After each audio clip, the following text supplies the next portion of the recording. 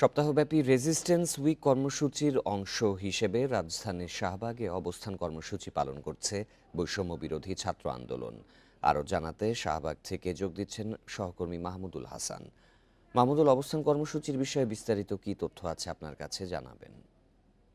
প্রিয় নম্বর সেট করে বিকাশে সেন্ড মানি করুন ফ্রি।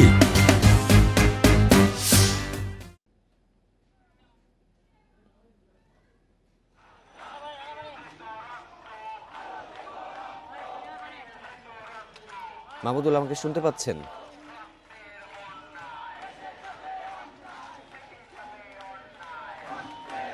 মাহমুদুল, অবস্থান কর্মসূচির বিষয়ে কি তথ্য জানতে পেরেছেন বিস্তারিত জানাবেন। দেখেন, বৈষম্য বিরোধী ছাত্র আন্দোলনের ব্যানারে আসলে সপ্তাহব্যাপী যে রেজিস্ট্যান্স উইক চলছে তারই অংশ হিসেবে 15 আগস্টকে কেন্দ্র করে তাদের যে পূর্ব ঘোষিত যে কর্মসূচি সেই হিসেবে তারা আজকে সকাল থেকে শাহবাগে অবস্থান করার কথা ছিল, এবং সেটি কিন্তু আমরা দেখছি যে ঠিক 11:30টার দিকে মিছিল নিয়ে এসে শাহবাগে এখন অবস্থান করছে তারা, এবং বিভিন্ন জায়গা থেকে খণ্ড খণ্ড ছোট মিছিল এসেও কিন্তু শাহবাগে অবস্থান করছে। তারা স্লোগান দিচ্ছে এবং যে তাদের ভাষায় যে গণহত্যা হয়েছে সেই গণহত্যার বিচার চাইছে, এবং শেখ হাসিনার বিচার সহ তাদের যে 4 দফা দাবি তারা দিয়েছেন সেই দাবি পূরণেও তারা স্লোগান দিচ্ছেন এবং বক্তব্য দিচ্ছেন।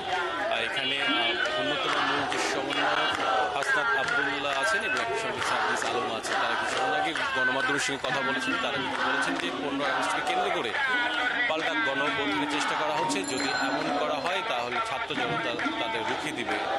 এবং একই সঙ্গে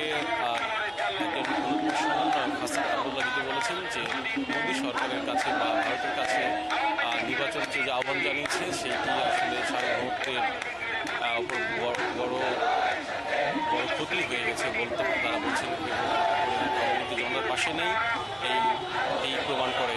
তারা যে বলছে যে যতদিন পর্যন্ত স্বৈরাচার অর্থাৎ আওয়ামী লীগের বিচার না হবে, নেতাকর্মীদের বিচার না হবে, যতদিন পর্যন্ত যারা অত্যাচার করেছে গত 16 বছর ধরে তাদের বিচার না হবে, তারা রাজপথে থাকার ঘোষণা দিয়েছেন।